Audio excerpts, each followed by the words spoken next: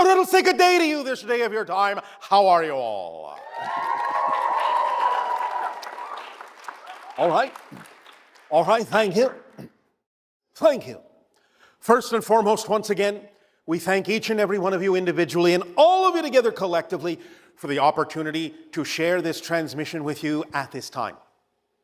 It is a great gift that you give to our civilization in allowing us to experience through each of you that many more facets of the multidimensional crystal of creation.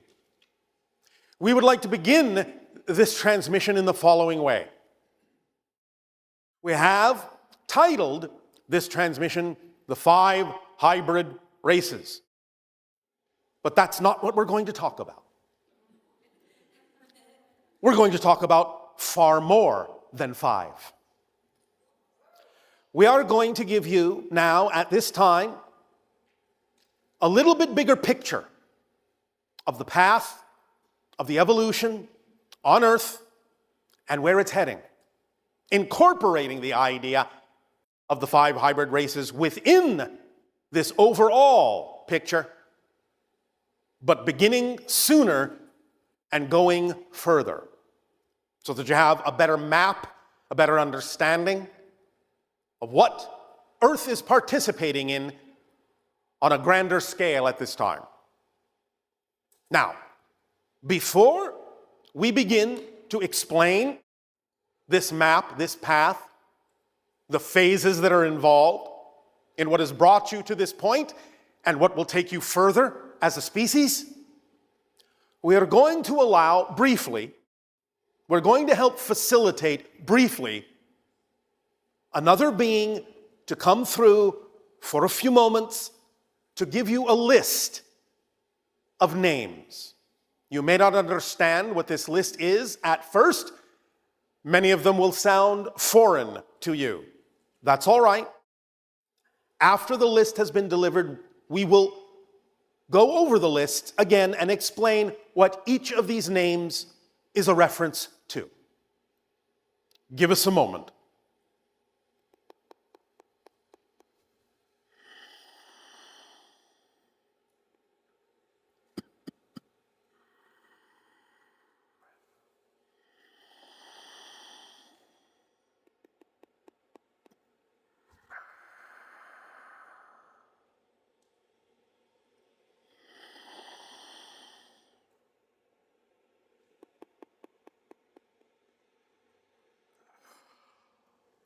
Anu, Vikwadesh, Adama, Eva, Maz-e, Mazani, Sasani,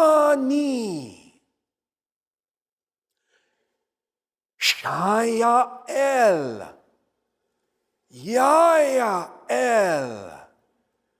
Shah, Linaya, Enanika, Anuhet.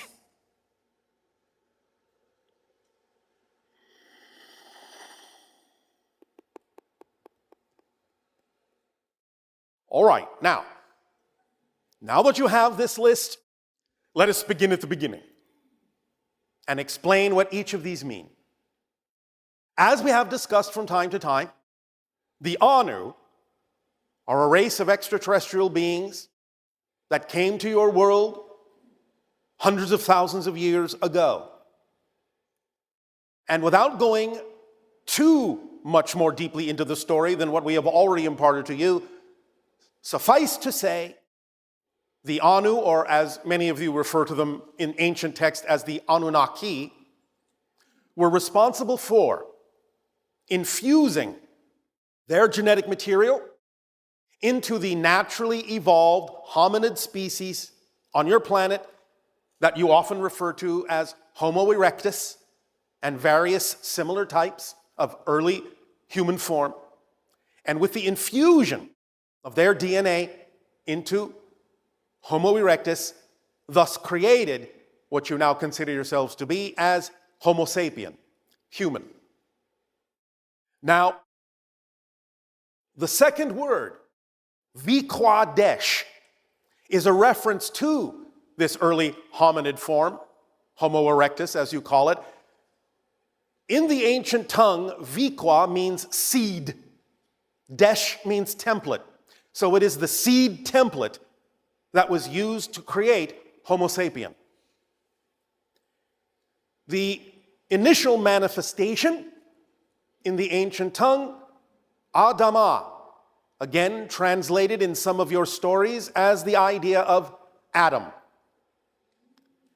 The idea then, as related metaphorically in some of your early literature, your religious literature, your early scrolls and texts, the idea of the creation of the female form by the utilization of the early male form of Adama to create the female representation of the Eva, or Eva, or Eve. The idea being that this represents,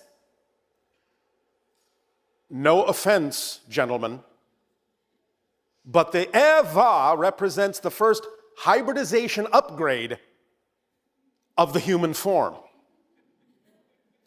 I know that many of the females in the audience are pleased to hear this.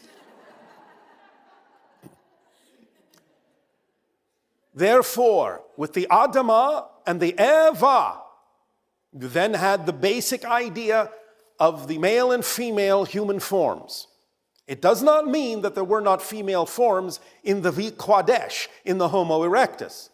Just that the way in which the female Homo sapien was created by the Anu utilized the initial template of the Adama to make sure that it would be, as you say in your language, a hybridization upgrade.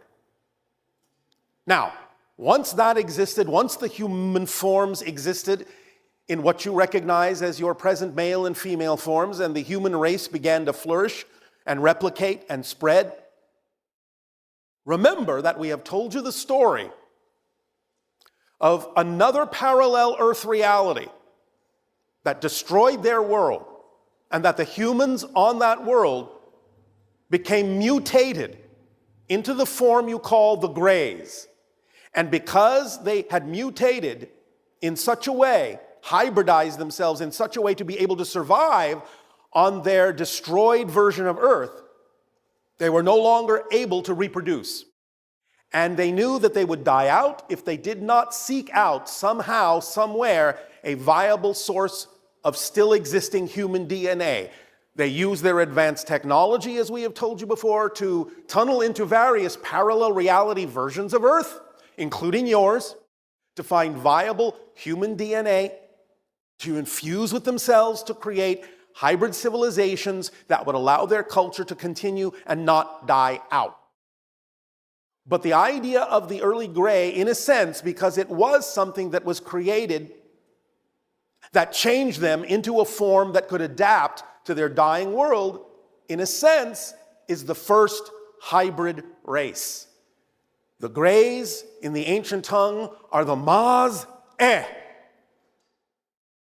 The Maz-eh are what came into your parallel reality and began the hybridization agenda. So the Maz-eh, the Greys, formed the first hybrid race. The first hybridization level or phase that followed the Maz-eh, or Grey beings, is what we call the Mazani. These are what many people in these encounters have recognized as the tall Greys. So they are the next stage of hybridization from the Greys that began to incorporate human DNA and allowed them to begin to change to something a little bit closer to resembling the idea of a hybrid that could continue their species. But it still was not sufficient for a number of reasons. But they were the second hybrid race and, in a sense, phase one of the hybridization agenda. After that came our civilization, the Sasani. So we are the third hybrid race, We are representative of a 50-50 balance between the greys, the Maz-e, and the humans on your world and other worlds like yours. We are physically and representationally halfway between the greys and what you consider yourselves to be as Homo sapien. We are here, as you can see, to share information with you because we are family, we are genetically connected. You are in many ways our ancestors, and we are your descendants, and we will get to that point a little bit more deeply in a moment. The next phase is what was called the Sha-Yael. This is something that is a little bit more human in appearance, but still containing various aspects of what you consider to be hybrid beings. They still have much larger eyes than you. They are relatively slender like us, but a little bit more toward the human form that you are familiar with. Now, the Sha-Yael, the fourth hybrid race, act in many ways as guides for the fifth hybrid race, the Yael, who are much more human-like, and that's why they are going to be the first hybrid species of the 5 hybrid races that would have open contact with your civilization. They look more or less human. They may still exhibit a few of the ideas of hybrid traits that would make them a little bit different than what you consider a normal or natural human to look like. But nevertheless, the fourth hybrid race, the Sha-Yael, will act in a sense as guides and organizers to help with the agenda of acclimatization for the Yael to be able to interact with your world when open contact begins. So they are working very closely together that way.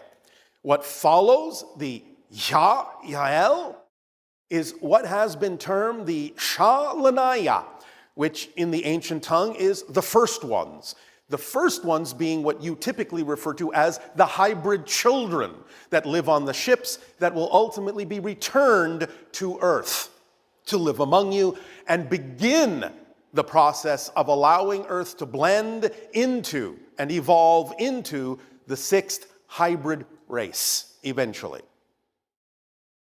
This is what we refer to as the next word in the list, the Anunnaki. Now, we have initially told you that our ancient word for earth is Inanni, which basically means the ancestors, but more specifically, it was in its ancient form more Nadea, Inanika, which means the place of the ancient mothers.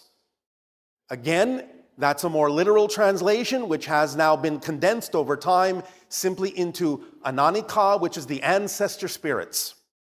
But in this case, spirit, not only representing the idea by the word ka of what you consider normal spirit to be, but also the idea of essence. And in this case, a literal reference to DNA. So it is the idea of the ancestor DNA and that which will allow there to be a blending, a harmonization, and a continuing of evolution for Earth to become the sixth hybrid race. Now, we have previously also told you that there would be ultimately a seventh hybrid race that would be a blending of all the other 6. This will be a new type of being that will represent a very different way of existing in physical reality, that will exhibit many traits of spirits and other dimensions, will have an interesting expression of power and passion and peace, that will explore and unify many different star systems, many different galaxies in time.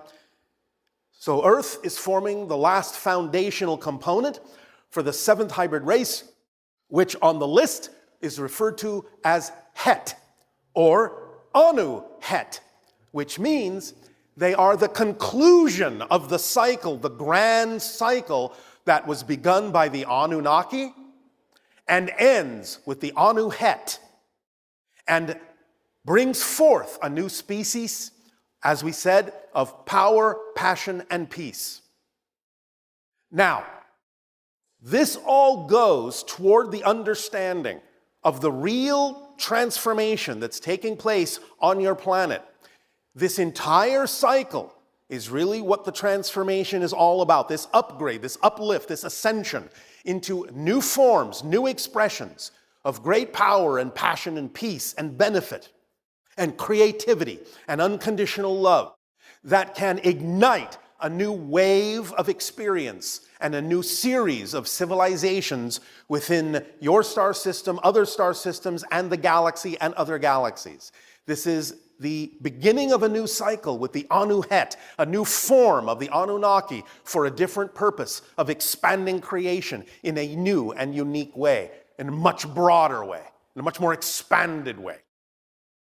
And this then brings us to be capable this day of explaining to you that in terms of our gifts of sharing information with you, this is the true gift that we bring you, because by being able to share with you all of these different principles and help you understand the nature and structure of existence in the form that we have expressed it as a type of instruction manual and toolkit that allows you to more easily apply these principles in your physical reality and make the kinds of positive and powerful changes that you wish to make in your lives.